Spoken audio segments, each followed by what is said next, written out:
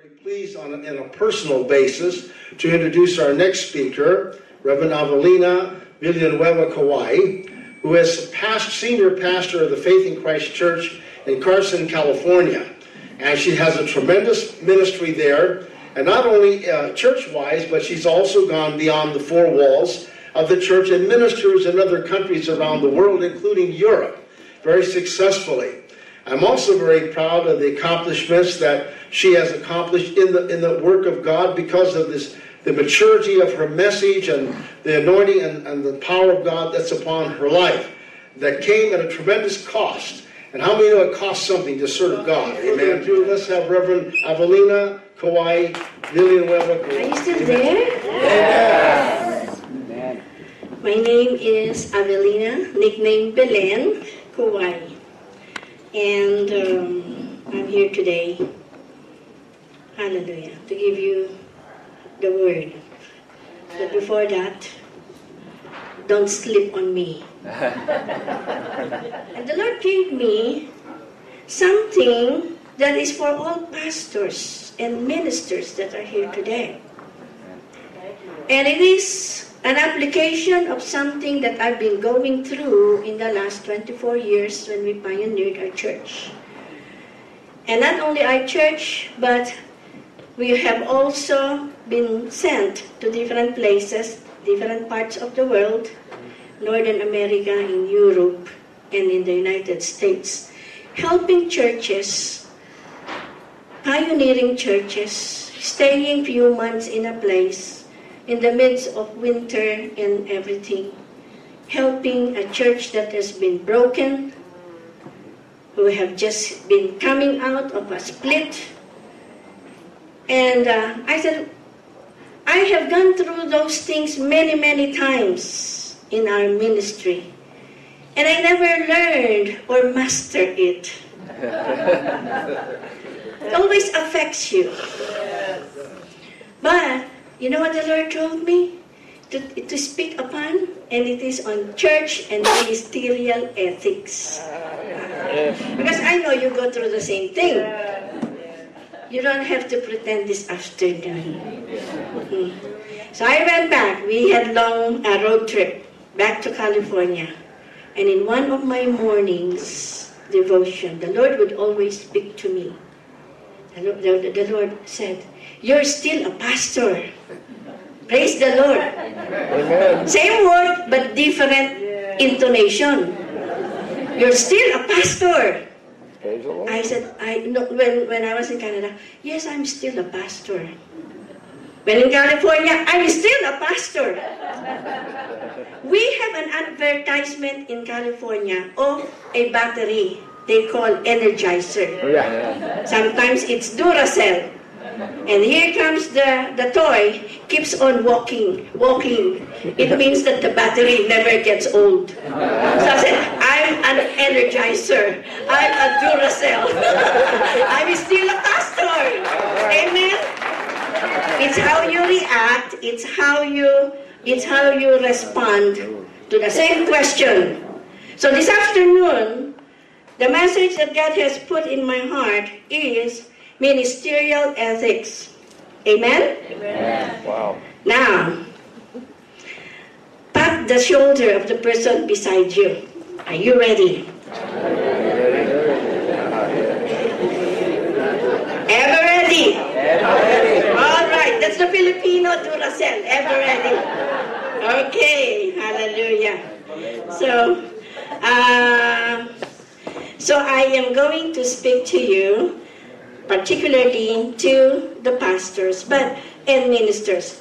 I just want, before I go on, I just want to see the hand of those who are pastoring. You have a congregation. Can I ask you to stand up? Because you are really, we need to salute you this afternoon. Those who are pastoring, pastors, let us see those who are pastoring, whether small or big.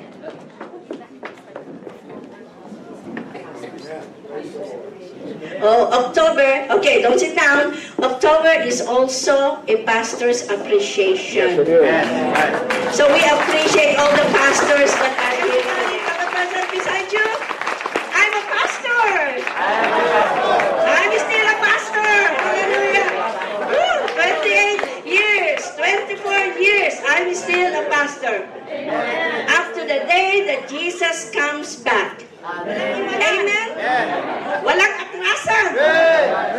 No giving up.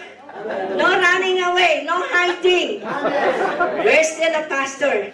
And for the month of October, thank you everyone for serving the Lord in the ministry that God has entrusted you to be. Let's give the Lord a hand for all of these pastors.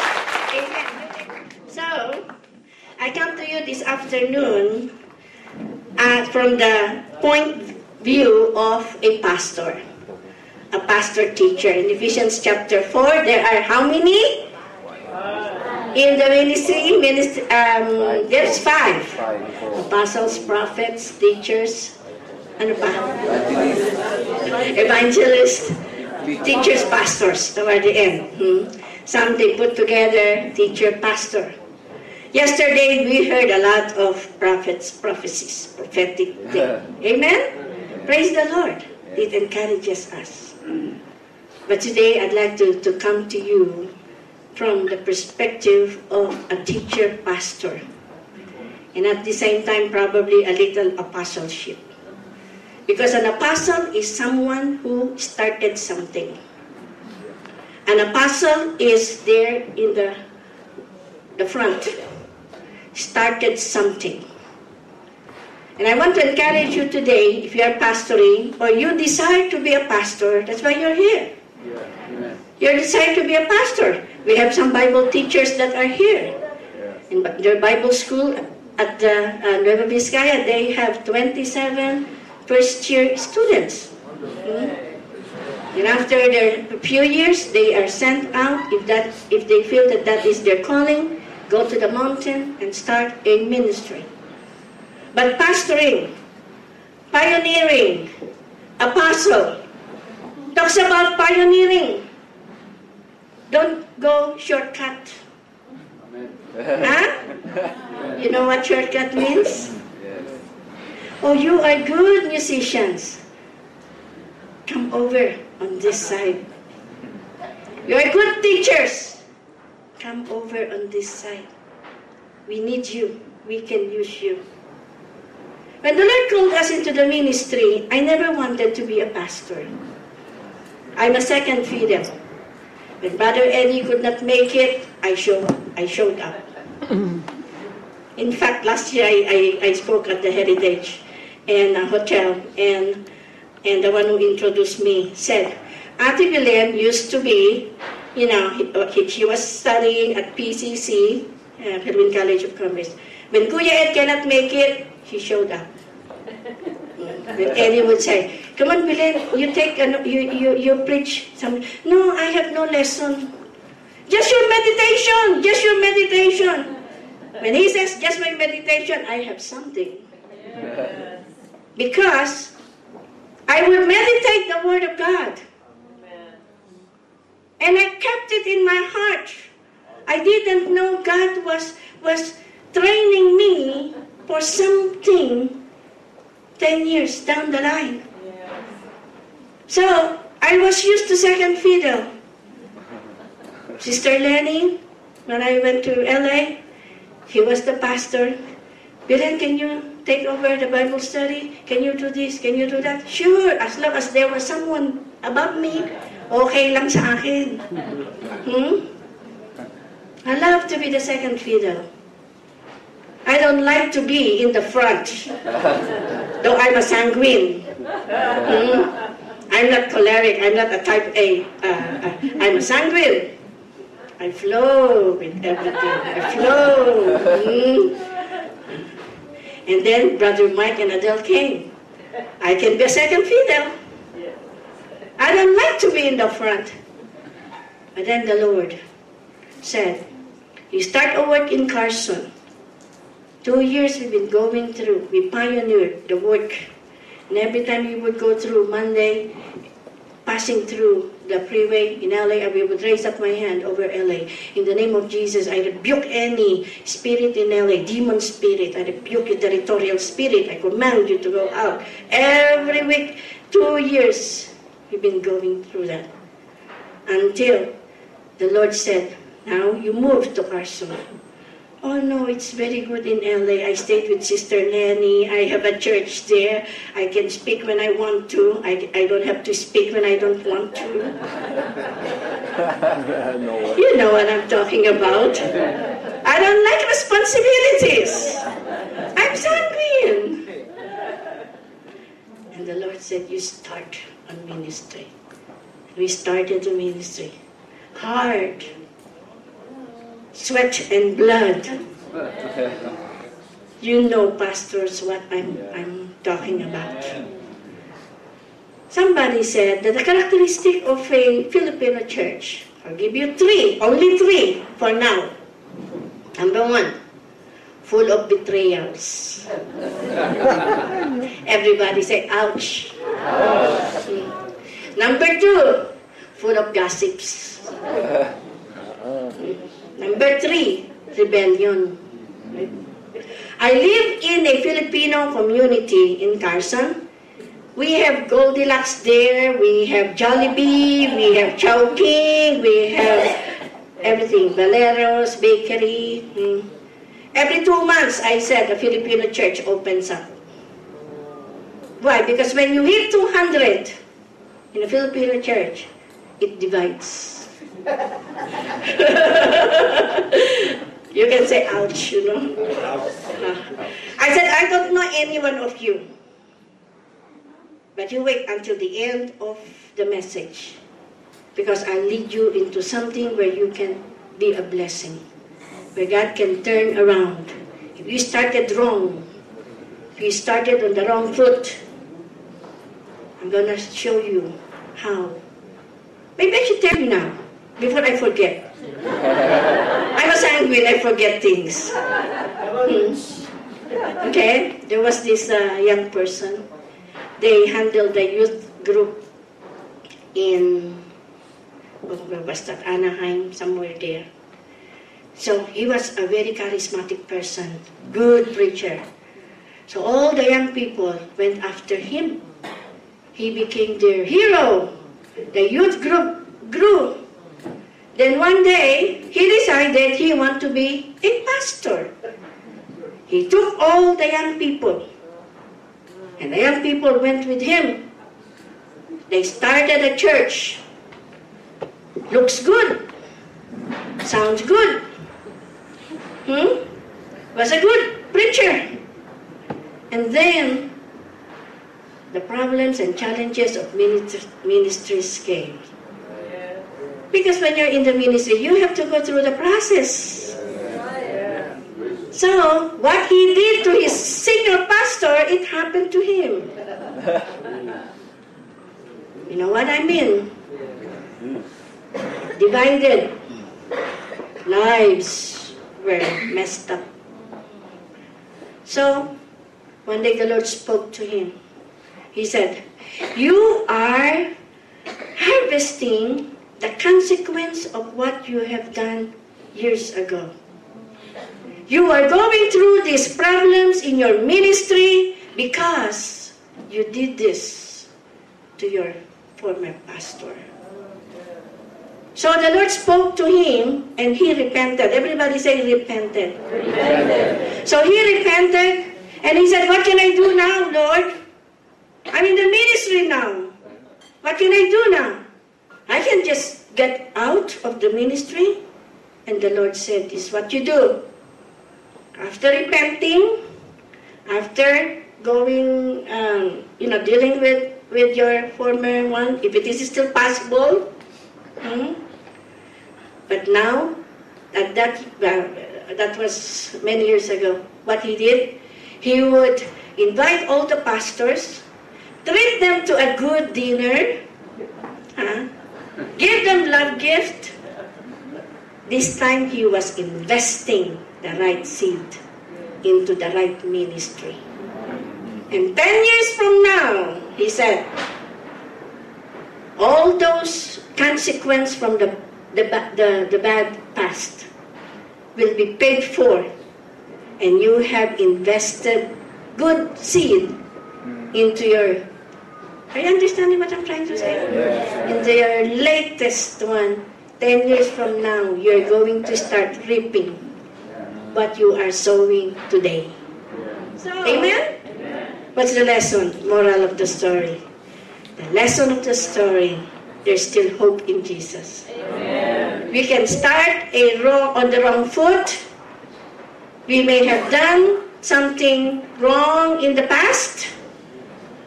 For the sake of the ministry, in the name of Jesus, but we can still start a new thing correctly and righteously. Amen. So start now, wherever you are. I don't know where you are now in your ministry, but start planting the good seed 10 years from now. Wow. Hello? Amen. 10 years from now. Oh. Can you still hear me? Yes. That's our characteristic. We can have microphone or not, and we can preach. Yes. 10 years from now, you are going to reap whatever you are sowing at this time. Yes. Amen? Amen? Let's give the Lord a hand. I'm done.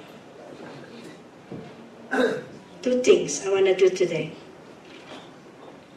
I should be on time. 2 things as we close this side. I will ask for an altar call. Pastor Belen, why do you ask for an altar call? You know Catherine Coleman? Remember Catherine Coleman? Mm-hmm.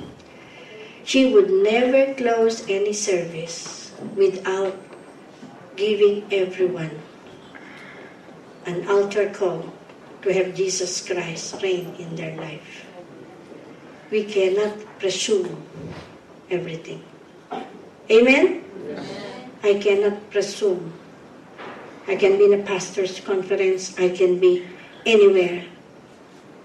And I have to tell people about dedicating their life to Jesus. Surrendering their life to Jesus. So that's number 1. Number 2, as I have said, if you are harvesting the effect of a wrong decision in your life, from years from a mistake that you did in the past, you can repent this afternoon and then start sowing a good seed. Start sowing a good seed. And after 5 years, those seeds are going to grow and bear fruit. And you're going to have good seed in your ministry, in your life. Amen. Many years. I've been a Christian since 1974. Came to the States in 1980. Married. Got widowed in 2002. Continued the church. I'm now AARP and senior citizen, almost senior citizen. I'm still a pastor. Huh? I have changed. It's not that I'm still a pastor. Now I'm still a pastor. And I'm proud I'm still a pastor. Amen. During the ministry, you all go through the same things that I shared with you today. But Paul said, let's run our race, finish our course up to the day of Christ. I just long. If I want something, I can do it. There's nothing now in my life that I would love to. So if you ask me, what else do you want, Pastor Belen? I don't know. I just want to live day by day to what God wants me to do. Amen? Amen. That satisfaction and self-fulfillment, have we reached that? We're running a race. You plan to be in the ministry. You're working towards your ministry. These are what is ahead of you. No shortcut. You have to go through the process of God. But when you know God's calling upon your life, I'm not in competition. I work with Brother Eddie. He pushes me, go, go. Sometimes he pushes me. I said, no. I enjoy everything. I want to enjoy my life. I want to enjoy serving the Lord. Yes. So when I go through these things, I just have to keep focus. Keep focus. But I plant good seed, wrong choice. But God is good. He always can turn around things. So one time I told my assistant pastor who left, well, the real problem here is you have a hard time submitting to me. But I'm sorry. God called me, not you. Amen? Yeah. And I cannot give the ministry to you because God gave it to me. And I'll be accountable to God for that ministry. How I wish I can just leave it, but I cannot. There were times you go down. There were times you get discouraged because you were betrayed by many people. I have been betrayed by many people because I'm a sanguine. I can make friends, close friends. I have many close friends. But the Lord told me, the Lord taught me, no relationships on this earth is lasting. So don't be surprised when people do that. I will finish my course. I'm still a pastor. Amen. Let's give the Lord a hand. Let's all stand up. Hallelujah. Thank you, Lord. Our strength is in the Lord.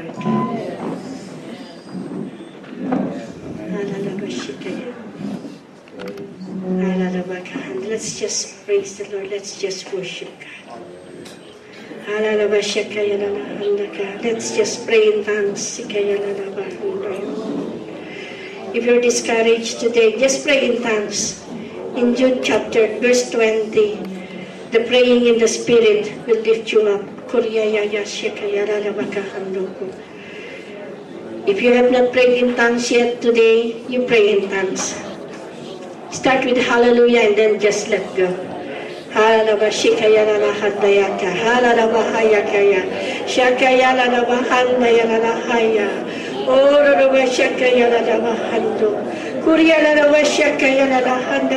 a privilege to serve the King of Kings. Oh, what a privilege to serve you, O God. Lord, your people are here this afternoon. Lord, either they are already in the ministry, as a minister or as a pastor, or they will be. That's their desire. They're working towards it. And wherever your people are at this point in their life, in their spiritual walk, we pray, Father, that you will just touch them tonight, this afternoon, in the mighty name of Jesus. Holy Spirit, you are our best friend. Holy Spirit, you are our comforter. When the Spirit of truth has come, you will speak to us, you will lead us and guide us the way that we should go. Oh Lord, hallelujah, let there be a confirmation in every heart, in every spirit today. In the name of Jesus. I don't know your spiritual walk, but as I have said, I cannot close this time slot for me without asking you to surrender your life and your heart to Jesus. Maybe you thought you have a religion, maybe you thought you were called as a pastor, and you are there in the ministry already. But I pray that the Lord will speak to your heart. And if that really is the calling of God in your heart, let it start from a real communion with God. Hallelujah. How do we live a victorious life? How do we live victorious from the temptations and from the worldly things? Number one, build your relationship with God through a daily communion with God, prayers and daily Bible reading. Then build your relationship here on this earth, your family. Hallelujah. Build your family, your relationship with your spouse, with your children. In the name of Jesus, in the name of Jesus, be led by the Spirit of God. Live a life of integrity, transparent. Hallelujah. Lord God, speak to your people this afternoon And in the mighty name of Jesus, as we surrender everything to God today, your life, your family, your ministry, surrender it to Jesus. Let's raise up our hand and just say, Lord Jesus, they are yours. Hallelujah. And I love you today. I love you today. You are my God. You are my master. You are my comforter. Hallelujah. Help me to know your calling upon my life. In Jesus' name. Father, I entrust your people in the name of Jesus. If they are discouraged and down, let the Spirit of the Lord touch them. Let the Holy Spirit touch them. Let them know they are not alone. It is a part of the process. It is a part of the cost that we pay. But at the end of the day, all we are desiring in our life is your commendation. Well done, my good and faithful servant.